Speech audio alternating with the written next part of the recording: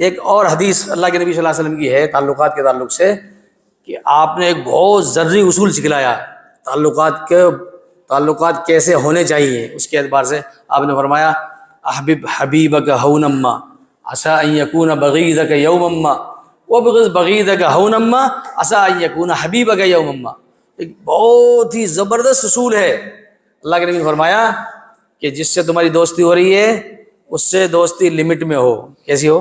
एतदाल के अंदर हो। इसलिए कि ये दोस्त कभी आपका दुश्मन भी हो सकता है।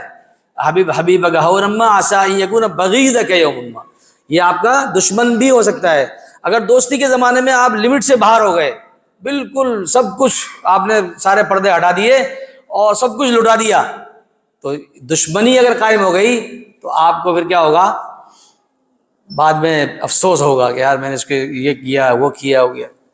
और ऐसे ही दुश्मनी के बारे में फरमाया वबग़िज़ बगीदक हौनम्मा असा अन यकून हबीबक यौमम्मा, कि जिससे दुश्मनी हो रही है उस वो दुश्मनी भी एतदाल से हो। ऐसा नहीं हो दुश्मनी में बिल्कुल पजामे से बाहर हो जाए आदमी, है बिल्कुल सारी जितने भी नुकसान पहुँचाने हैं वो नुकसान पहुँचाने के दर पे हो जाता है आदमी। क्यों?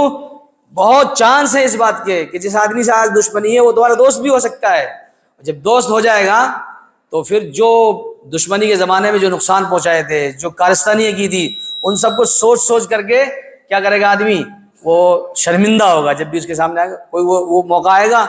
इस मौके इसकी लड़की का रिश्ता मैंने नहीं होने दिया था, इसकी ये दुकान जो है इसको आने वाली थी मैंने नहीं आने दी, इसका ये फला काम होने वाला था ये मैंने नहीं होने दिया।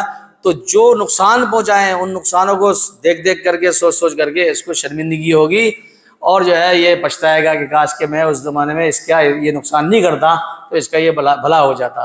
तो इसलिए अल्लाह के नबी सल्लल्लाहु अलैहि वसल्लम की जो माशरती ज़िंदगी है उस माशरती ज़िंदगी को हम सबको अच्छी तरह पढ़ना चाहिए, सुनना चाहिए, कोशिश करनी चाहिए कि अल्लाह के नबी सल्लल्लाहु अलैहि वसल्लम के जो सलूक और जो आपका तरीक़ा था ज़िंदगी गुजारने का, ऐसा नहीं अल्लाह के नबी सल्लल्लाहु अलैहि वसल्लम दुनिया में आए कोई मस्त पलंग बनाने के लिए हमको आए। हमको पूरा नेचुरल इंसान की जो तबीयत है उसके एतबार से उसको चला करके आप प्रैक्टिकल करके दिखला के गए। अल्लाह ताला जो है हमें अमल की तौफीक अता फरमाए। व आखिर दावाना अल्हम्दुलिल्लाह।